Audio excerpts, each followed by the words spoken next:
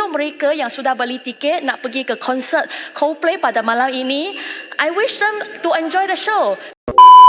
Kumpulan The 1975 telah melanggar peraturan persembahan yang telah tertakluk dalam garis panduan PUSPA sepertilah meminum arak, mempertontonkan aksi melampau serta mempelekeh undang-undang negara.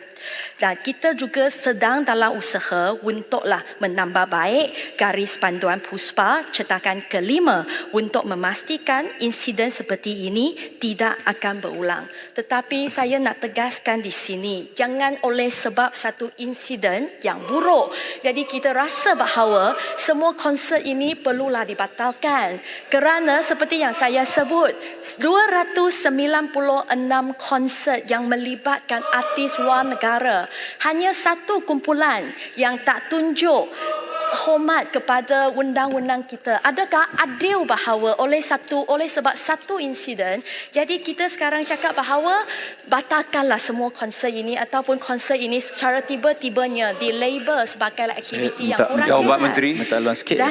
Saya nak respon sikit. Tadi YB Menteri sebut tidak di bawah kementerian, tapi garis panduan itu disediakan oleh Kementerian Perdagangan yang terdahulu. Jadi kalau akta hiburan itu bukan bawah menteri sekarang, bukan bawah kementerian sekarang, bersediakah kementerian menyediakan mengubah satu rang undang-undang supaya ada garis panduan?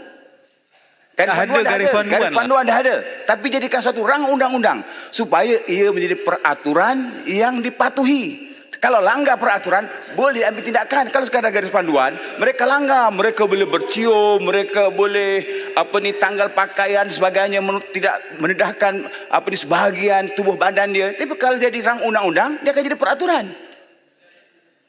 Yang berhormat, pertamanya kalau sudah ada garis panduan dan untuk mereka yang melanggari garis panduan ini, tindakan ini juga boleh diambil. Tetapi sekiranya kementerian yang berkaitan ada hasrat untuk meminda akta hiburan, itu adalah hak mereka. Saya bagi pihak KKD, saya tak boleh bagi pandangan ataupun ulasan dari kapasiti saya sebagai Timbalan Menteri KKD. Dan saya rasa cukuplah Yang Berhormat, cukuplah. Saya cuma nak cadangkan saja supaya pihak kementerian sekarang bawa masuk TikTok. Kementerian sekarang carilah bagi kementerian yang betul. Carilah kementerian yang betul. Bagi kementerian pula. Cari kementerian yang betul.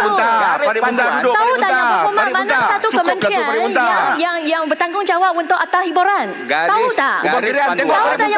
Garis panduan disediakan oleh Kementerian Penerangan yang terdahulu. Jadi apa salahnya garis panduan tersebut dijadikan suatu rang undang-undang oleh Kementerian Komunikasi dan Digital hari ini supaya menjadi peraturan. Saya sudah jelaskan, akta hiburan bukan di bawah kementerian saya. Saya tak suruh akta hiburan, buat rang undang-undang baru. Okey, terima kasihlah. Yes. Saya nak agak concern sikit isu ini sebab kita tahu background satu kumpulan yang masuk ke Malaysia. Sebahagian mereka ialah kumpulan yang mempromasi LGBT dan sebagainya. Pihak kerajaan tahu.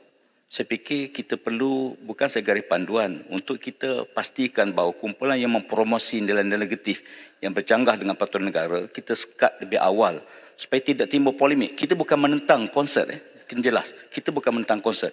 Kita menentang promosi nilai yang bercanggah dengan dasar negara.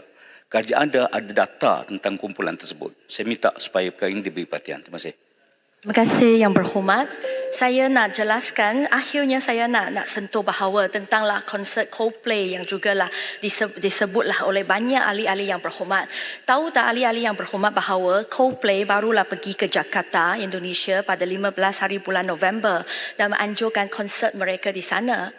Jadi apa salah kalaulah sebuah negara yang mempunyai warga Muslim yang paling banyak di seluruh dunia boleh izinkan Coldplay untuk mengadakan konsert di sana, dan Malaysia kita tak boleh izinkan Coldplay untuk datang ke sini.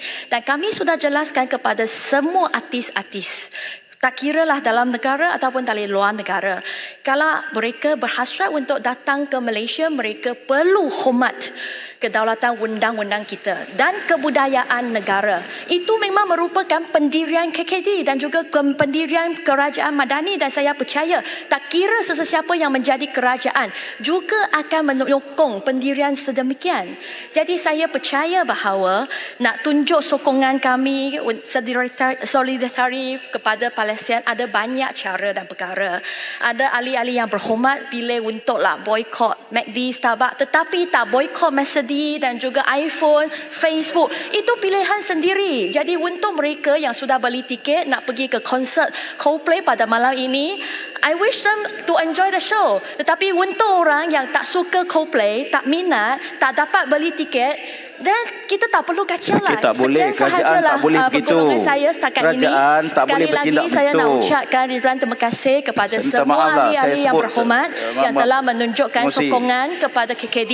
Segala kritikan saya juga akanlah bawa isu tersebut balik ke KKD untuklah meneliti minta secara Menteri lebih Timbalan lanjut. Menteri Dan tarik saya balik nak mohon kenyataan maaf tu. kerana banyak ahli-ahli yang berhormat jawapan di sini tak sempat saya jawab kerana banyak permintaan penjelasan daripada sana, tetapi saya akan bagilah jawapan bertulis. Terima kasih Tan Sri yang Saya minta Tan maaf, Sri Pengerusi. saya nak setengah minit saja.